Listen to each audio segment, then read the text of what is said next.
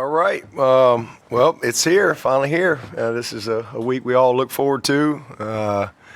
Rivalry week all across the country. If you're a college football fan, this is always a special week. Truly, the whole week. It's always something, fun to be a part of, and something I certainly appreciate and don't take for granted. And been a part of a lot of these. I guess this is my 20th one of these, and 13 Alabama-Auburn games. So, a lot of fun to be a part of, games like this that really matter to so many people.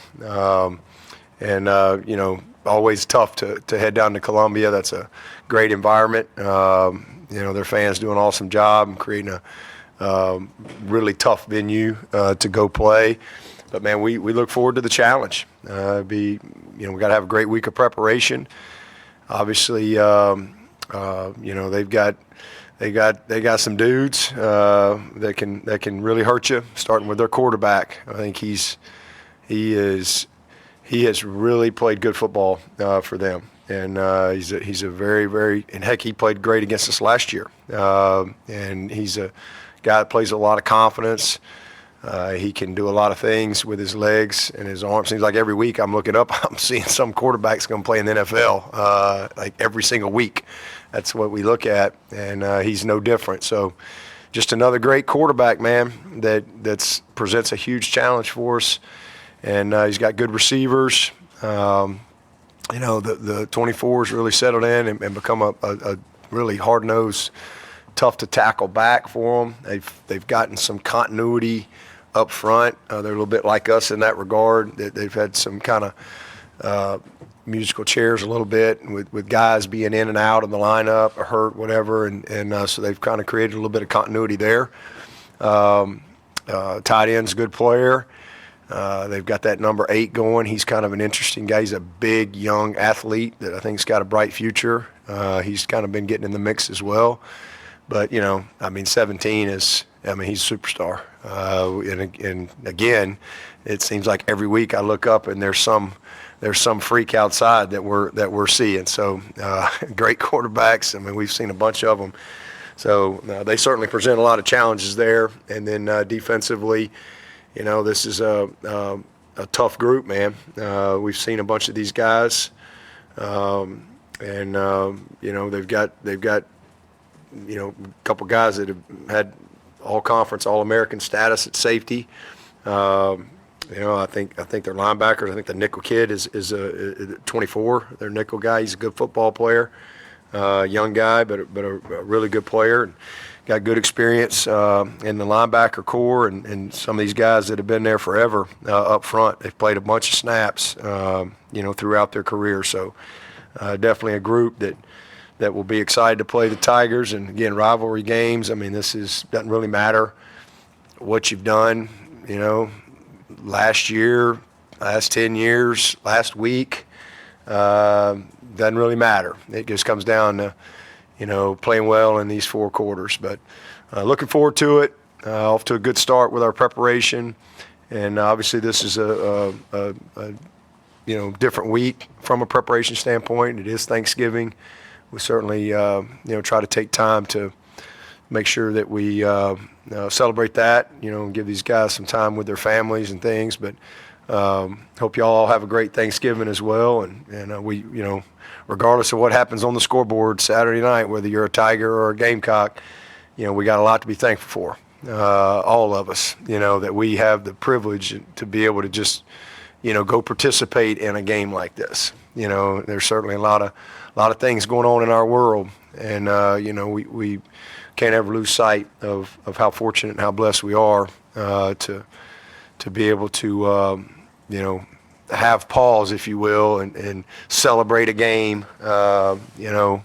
and compete, and it's important for this state. So excited to be a part of it. Look forward to heading down there on Friday and seeing if we can play our best game. Coach, I expect your birthday was probably pretty good yesterday, coming off 3 big wins. Well, I plan on holding off till this weekend. It's kind of birthday week. All I want is a win this week. That's what I want. It's been busy, Sundays it doesn't matter if you got a birthday or not. Sundays are Sundays and Mondays are Mondays, whether your birthday is Sunday or Monday, doesn't matter. So just a lot of work. Got home last night, about 11 o'clock. But Kath was waiting up for me and had some cards and a couple gifts, and came into the radio show last night and I had a carrot cake and some food there. So, we'll celebrate later. Right now it's about trying to find a way to win a game. That's all we're trying to do. But it was a good day, and did get a chance to communicate with a bunch of people via text. Yeah, Gamecocks deprived you of a bowl last season with that 1-point comeback win. You have a chance to deprive you of a playoff, maybe. You have a chance to deprive them of a bowl. Does that add any juice to it, or is it already juiced up as much? Oh, man, it's always juiced up regardless of what the ramifications are. It's always a big deal every single year. Really is.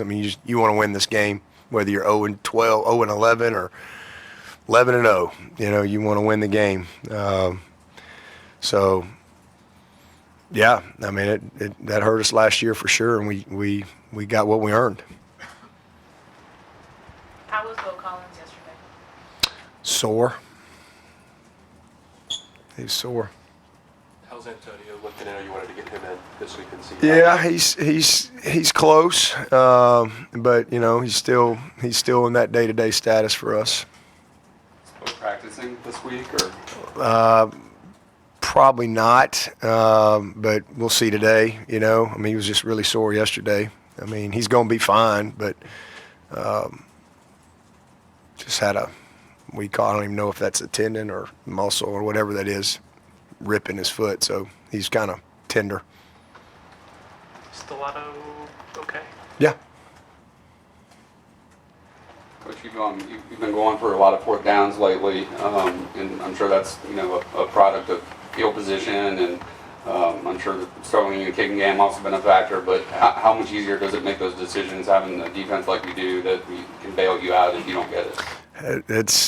That's a factor for sure. Sometimes there's a lot of things that go into those decisions. Obviously, field position and confidence in your offense, your quarterback, and making right decisions and those things, but also who your defense is, or maybe who the other team's offense is. I've been in those situations too where, you don't want to get them the ball back. And so that was a plus for us the other night, being able to have a lot of times time possession, I don't really pay much attention to it, honestly. Sometimes it's a real factor, but if you're scoring fast, you don't really care, right? But when you play a team like North Carolina, to be able to keep the ball for 38 minutes was huge. I think we got the ball with a minute. It was a minute 14 or a minute 12. I think we ran about 12 plays with no timeouts. That might be a record. To be able to keep the ball away from them was huge for us in that game. But, so sometimes it's time of possession, sometimes it's who the other offense is, sometimes it's your confidence in your defense, or just your confidence in how you're playing offensively. With Rattler, it seems like some of their biggest plays, he's not a guy that's going to run for 100 on you, but happen when he's flushed, buys time, and then finds Leggett or somebody down the field. Yeah, they do a good job of, he doesn't just sit in the pocket very often. It's swap boots, setting edges. They got tight ends in there all the time, creating edges for him to get outside the pocket to extend time, and then he's an explosive player. He's if you give him time, he's incredibly accurate. He can make all the throws, but when he gets out of the pocket, and he doesn't get enough credit for his running ability. He can run. He can really run. He's crafty when he runs. He's a smart runner. He does a good job protecting himself. But he can go. But the thing is, like I said, they're smart. They don't just leave him in the pocket. They'll max protect, and give him time to let some of these they run a lot of deep shot, cross country, post, backside, deep crossers.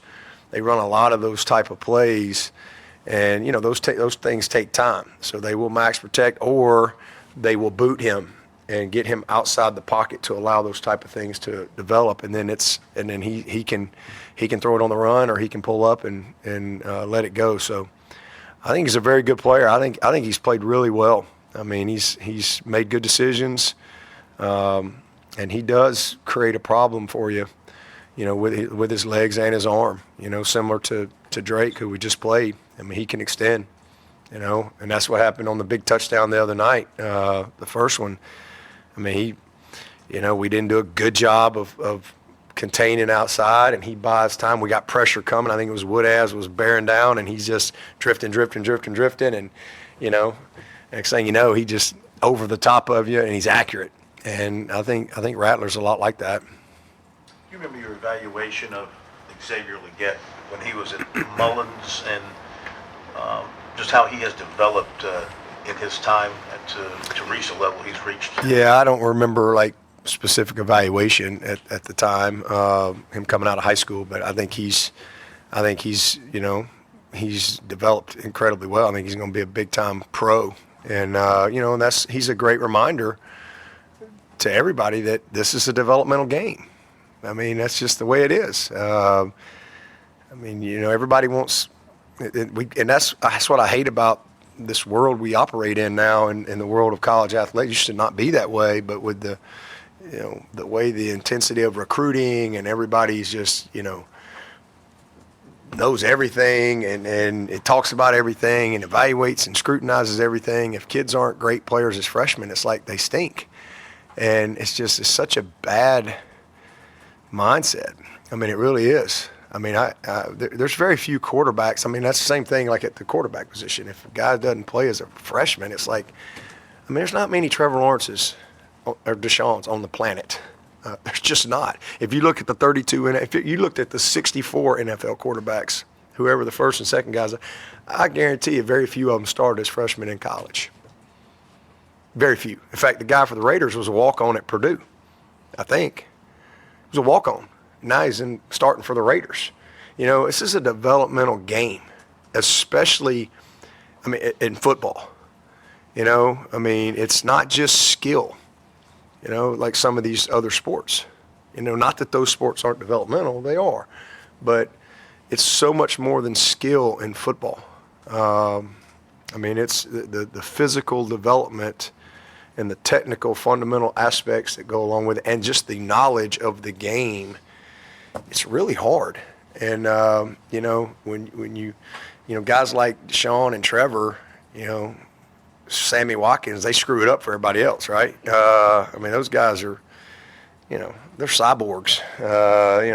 That's just not the norm.